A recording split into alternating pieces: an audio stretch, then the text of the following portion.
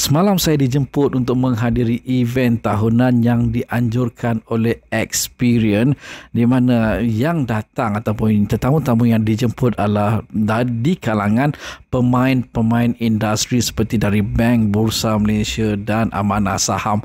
Terima kasih kepada pihak Experian kerana menjemput saya. Saya sangat berbesar hati untuk menerima jemputan anda. Tuan-tuan, yang bestnya tuan-tuan, antara yang menang lucky draw adalah tim saya, iaitu Encik Ju Faizal. Tuan-tuan, beliau telah berjaya mendapat sebuah lucky draw, iaitu sebuah vacuum berjenama Dyson, tuan-tuan, dan dia sangat-sangat gembira. Katanya vacuum ni adalah antara vacuum yang terbaik sekarang dan idaman para suri rumah. Saya pun tak tahu, bila saya tengok dia gembira, saya pun gembira. Dan apa pun, terima kasih kepada pihak Experian kerana menjemput saya dan pasukan, dan dapatlah saya berkenalan dengan lebih ramai orang. Antara yang dapat saya semenjak adalah mereka yang daripada Bursa Malaysia dan Pemodalan Hartanah Bumi Putra. Terima kasih kepada kawan-kawan baru, termasuk daripada Speka dan daripada bank-bank yang bertukar nombor telefon dengan saya. Assalamualaikum, salam sejahtera dan jumpa lagi.